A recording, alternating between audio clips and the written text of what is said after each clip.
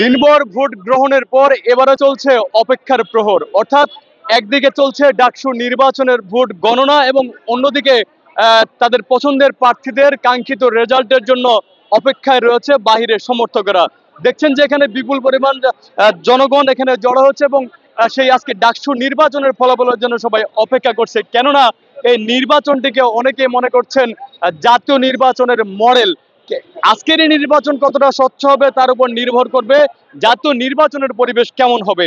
একটু যদি আপনাদেরকে দেখাতে চাই যে এখানে দেখছেন যে বিপুল পরিমাণ মানুষজন জড়ো হয়েছে এবং সবাই কিন্তু সন্ধ্যার পর থেকেই জড়ো হতে শুরু করেছে এবং পুরো শাহবাগ মোড় কিন্তু লোকে লোকারণ্য হয়ে উঠেছে। সেই চিত্রটা আপনাদেরকে দেখানোর চেষ্টা করছি। সরাসরি দেখছেন যে সকালবেলায় আপনাদেরকে যুক্ত করেছি। সরাসরি দেখছেন যে শাহবাগ মোড় পুরোটাই কিন্তু জনগণের লোকে লোকারণ্য হয়ে গেছে এবং একদিকে আইন শৃঙ্খলা বাহিনী নিরাপত্তার চাদরে পুরো এলাকাকে বেষ্টিত করে রেখেছে এবং অন্যদিকে জনগণ পুরো শাহবাগ এলাকায় অবস্থান নিয়েছে। একটু তাদের সাথে কথা বলার চেষ্টা করব এবং দেখবো যে আসলে তারা কোথা থেকে এসেছেন এবং কিসের জন্য ঠিক অপেক্ষায় আছেন।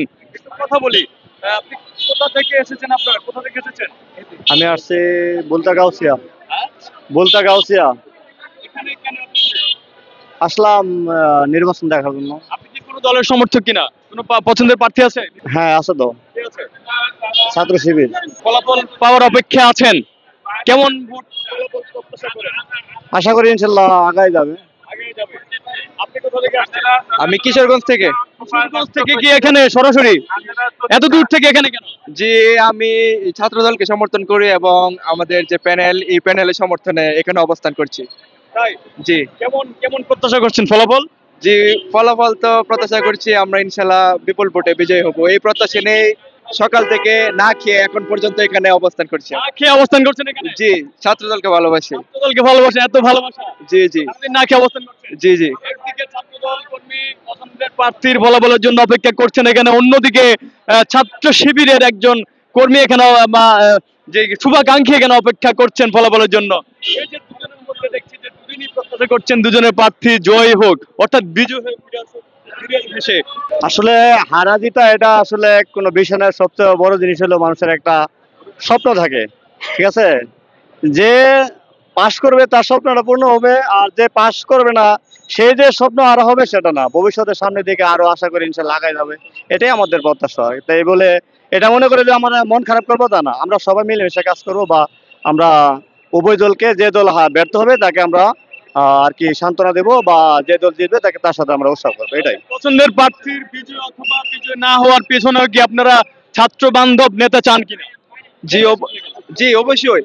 জয় পরাজয় এটা কোনো বড় বিষয় না, তার চেয়ে বড় বিষয় হলো যেহেতু এটা একটা ছাত্র সংসদ নির্বাচন, তো আমরা অবশ্যই চাইবো একটা সুষ্ঠু সুন্দর নির্বাচনের মাধ্যমে একজন সঠিক নেতা নির্বাচনের জন্য। কিন্তু আমরা তো ভিতরে প্রবেশ করতে পারি না, তবে বাইরে থেকে বিভিন্ন সংবাদ মাধ্যমের মাধ্যমে আমরা যে যতটুকু খবর পাচ্ছি যে ভিতরে নাকি বিভিন্ন ধরনের ভোট কারচুপির অভিযোগ এসেছে, এরকম অনেক দেখা যাচ্ছে। এখন এটা কতটুকু সত্য এটা যাচাই করার জন্য আমি এই নির্বাচন কর্তৃপক্ষের কাছে অনুরোধ জানাবো যে সুষ্ঠু ভোটাভুটি তো ইতিমধ্যে শেষ হয়ে গেছে, কিন্তু গণনার কাজে যেন কোনো ব্যাঘাত না ঘটে। আমরা ফেসবুকে ইতিমধ্যে দেখেছি যে যে শিবিরের যে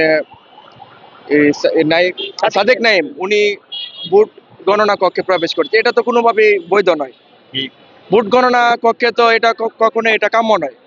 তো এ নিয়ে অনেক ভাগ বিতণ্ড চলছে, এখন দেখা যাক আমরা একটি সুন্দর হয়, দেখা যাক কি হয়, দেখা যাক কি হয়। ধন্যবাদ আপনাকে। দর্শক, আমরা যেমনটি তাদের সাথে কথা বলে জানতে পেরেছি যে সবাই কিন্তু তাদের কাঙ্ক্ষিত, তাদের পছন্দের প্রার্থীর যেই ফলাফল সেটার জন্য অধীর আগ্রহে দীর্ঘ অপেক্ষা আছেন এবং এমনকি ইনি সারাদিন না খেয়ে কিন্তু শাহবাগে অবস্থান করছেন। সকলের প্রত্যাশা যে বিশ্ববিদ্যালয়ের ছাত্র বান্ধব নেতা আসবেন বিজয় হয়ে এবং যারাই আসবেন বিশ্ববিদ্যালয়ের ছাত্রদের কল্যাণে কাজ করবেন, এমনটাই প্রত্যাশা সকলের।